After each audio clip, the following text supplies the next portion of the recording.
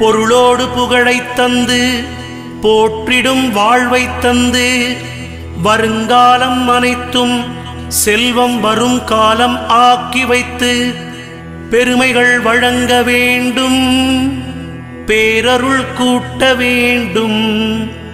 அருள்மிகு குருவே உன்னை அடிபணிந்து வணங்குகின்றேன். வருடம் ஓர் ராசி வீதம் வட்டமாய் சுழன்று வந்தே தருகிற பலனை நாங்கள் தங்கமாய் ஏற்றுக்கொள்வோம். வருகிற நாட்களெல்லாம் வசந்தமாய் மாறுதற்கே அருள் தரும் உனது பார்வை அனுதினம் எமக்கு வேண்டும்.